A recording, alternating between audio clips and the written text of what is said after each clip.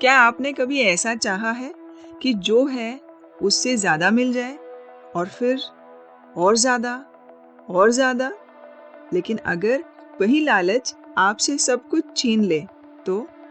आज की कहानी है एक बंदर की, एक आम के पेड़ की और एक ऐसी सीख की जिसने उसकी जिंदगी बदल दी। आइए शुरू करते हैं कहानी। एक हरे भरे जंगल में जहाँ ठंडी हवा बहती थी और पक्षियों की मधुर आवाज गूंजती थी, वहाँ एक विशाल और सुंदर आम का पेड़ खड़ा था। वह पेड़ बहुत पुराना था, लेकिन उतना ही दयालु और उदार भी। हर गर्मी में उस पर सुनहरे, रसीले और मीठे आम लगते थे। पक्षी आते, गिलहरियां आती, हिरण उसकी छाया में आराम करते और उसकी ऊंची डालियों पर रहता था एक बंदर, मिंकू। मिंकू तेज था, चतुर था, लेकिन उसमें एक बड़ी कमी थी। वह बहुत लालची था। हर सुबह मिंकू सबसे पके हुए आम तोड़ता, एक खाता, दो खाता, 3 खाता। रस उसके मुंह से टपकता और वह जोर जोर से हंसता।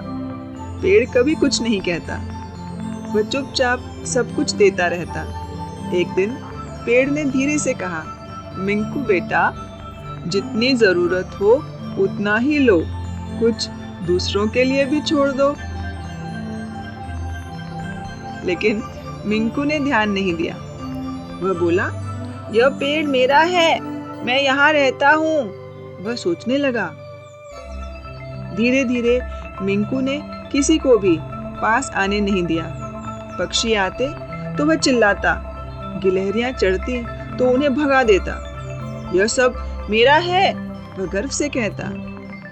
अब जंगल शांत हो गया, कोई भी उसके पास नहीं आता। लेकिन मिंकू को कोई फर्क नहीं पड़ा। वह कच्चे आम भी तोड़ने लगा, उन्हें छुपा छुपा कर जमा करता।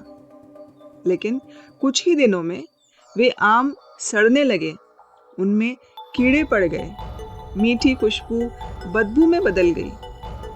फिर भी उसका लालच नहीं रुका।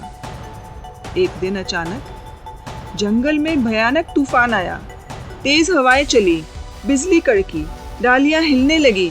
मिंकू डर गया। वह पेड़ को कसकर पकड़कर बैठ गया। लेकिन क्योंकि उसने बहुत से आम समय से पहले तोड़ लिए थे, पेड़ कमजोर हो चुका था। तूफान में कई डालियां टूट गईं। उनके छुपाए हुए सारे आम नीचे गिरकर कीचड़ में खराब हो गए। सुबह जब सब शांत हुआ, पेड़ घायल खड़ा था। बहुत कम आम बचे थे। मिंकू ने इधर उधर ढूंढा, लेकिन कुछ नहीं मिला।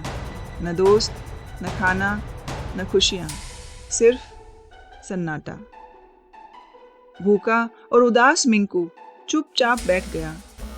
पहली बार उसने पेड़ को ध्यान से देखा। पेड़ घायल होते हुए भी धीरे से बोला, मैंने तुम्हें सब कुछ दिया, लेकिन तुमने जरूरत से ज्यादा लिया। मिंकू की आंखों में आंसू आ गए। मुझे माफ कर दो, वह धीरे से बोला। कुछ दिन बीते। धीरे धीरे पेड़ पर नए आम आने लगे। इस बार मिंकू ने जल्दी नहीं की, उसने इंतजार किया। जितनी जरूरत थी उतना ही लिया। सब पक्षी लौटे।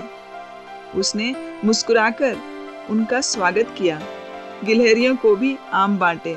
अब पेड़ फिर से मजबूत होने लगा और मिंकू का दिल भी।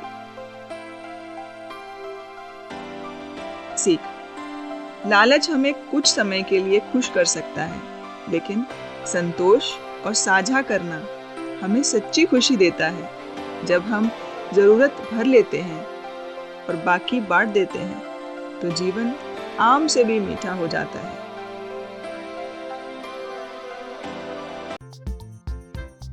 अगर आपको ये कहानी पसंद आई तो सब्सक्राइब करें और बेल आइकन दबाएं। और याद रखें, अपने दोस्तों के साथ भी शेयर करें।